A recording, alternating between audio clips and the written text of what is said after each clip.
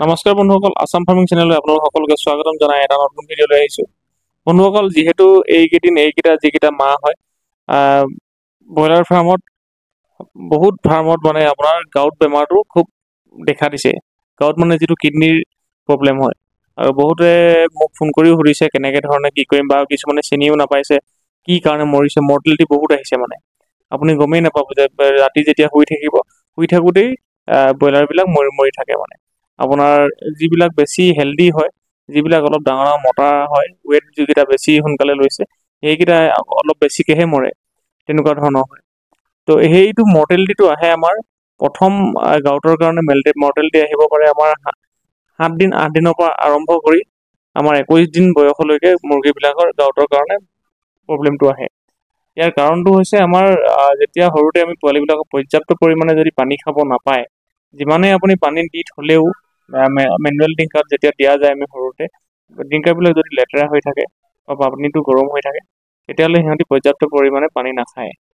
তো সেই গতিকে সেই পানীখিনি যদি খাব নাপায় পৰ্যাপ্ত পৰিমাণে, আপোনালোকে যদি ড্ৰিংকাৰবিলাক ঘনকৈ এটা ড্ৰিংকাৰ এটা ফিটাৰ কৰি নিদিয়ে পৰ্যাপ্ত পৰিমাণে, নহ'লে যদি আপোনালোকে চাফা চিকুণ কৰি নাথাকে, দিনটোত 2বাৰ বা 3বাৰ কৰি, বা ফ্ৰেছ ৱাটাৰ নিদিয়ে, বা তাৰ লগত গুড় বা যিকোনো চেনি পানী যেনেকৈ খাবৰ কাৰণে সুবিধা কৰি যদি নিদিয়ে, তেতিয়াহ'লে কিন্তু পানীটো কম খায়, আৰু কম খালে সিহঁতৰ সেই লাহে লাহে কিডনী প্ৰব্লেমটো অহাৰ চান্স থাকে। আৰু লগতে যিহেতু ভাল কোৱালিটিৰ দানা দিয়া যায় সেই সৰুকেইদিনত, আৰু যিখিনি ভাল কোৱালিটিৰ দানা তাত বহুত প্ৰটিন থাকে, আৰু সেইকাৰণে আপোনাৰ আৰু এক্সট্ৰা যদি কেতিয়াবা ভিটামিন খুৱাই দিয়া যায়, সেইখিনিত একচুৱেলি ভিটামিন নোখোৱালেও হৈ যায়, কোনো ধৰণৰ মাল্টিভিটামিন।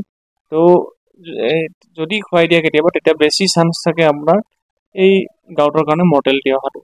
আপুনি বুজি পাবলৈ হ'লে ইয়াক কি হয়, আপোনাৰ শুই থাকোঁতেই তললৈ পেটটো কৰি কিছুমান মৰি যায়, মৰি থাকিব, বা হেল্ডি যিবিলাক পোৱালি হয় সেইবিলাক মৰি যায়। আপুনি যেতিয়া দেখিব আপুনি নিশ্চয় বুজি পাব। কিন্তু আমি সেই বস্তুটো আমি কেনেধৰণে মানে ৰোধ কৰিম, বেমাৰটো নোহোৱা কেনেধৰণে কৰিম, সেইটোৱে মই আজি আপোনালোকক জনাম। মই কি কৰোঁ একচুৱেলি, মই কৰোঁ আপোনাৰ যেতিয়া 7 দিন বা 8 দিন, নহ'লে 9 দিনৰ দিনা হ'লেও একো নাই, আমাৰ যিটো দুপৰ টেঙা মানে পাতে গজা পাতটো হয়, সেই পাতে গজা পাতটো 21 কিলা বা 25 কিলা কিবা এটা লৈ মেলি আমাৰ পানী 10 লিটাৰ বা 20 লিটাৰ, মানে প্ৰথমতে মিক্সিত দি গুড়ি কৰি যাৰ যিখিনি ৰস হয়, সেই ৰসখিনি 10 লিটাৰমান বা 20 লিটাৰমান পানীত মিক্স কৰি লগত গুড় দিম, যাতে গুড় দিলে কি হয়, সেই টেঙা ভাৱটো নাথাকে, অলপ মিঠা হয় পানীখিনি, তেতিয়া পোৱালিবিলাকে খাবলৈ ভাল পায়। আৰু সেই তেনেকৈ মিক্স কৰি আমি মেনুৱেল ড্ৰিংকাৰবিলাকত দি দিম। ৰাতিপুৱা 12টা বজাৰ আগলৈকে খুৱাই শেষ কৰিব লাগে, পিছত নোখোৱাব। তেনেকৈ আমি 3-4 দিন দি দিয়াৰ লগে লগে আমাৰ সেই কিডনীৰ যিটো প্ৰব্লেম হয় বা গাউট বুলি কয়, সেই প্ৰব্লেমটো আমাৰ নাহে মানে। আৰু যদি আপোনাৰ তাৰপিছতো যদি হয়, যদি বা আপোনাৰ পাতে গজা পাত নাই, মেডিচিন কৰোঁ বুলি ভাবে, তেতিয়াহ'লে নেফ্ৰটেক বুলি এটা আছে মেডিচিন, হিমালয়া কোম্পানী। মই কিন্তু সেইটো দিয়ে মই ইয়াৰ ৰিজাল্ট ভাল পাই আছোঁ। বাকী বেলেগে কি পাইছে কি নাজানো, কিন্তু মই ঠিক পাইছোঁ।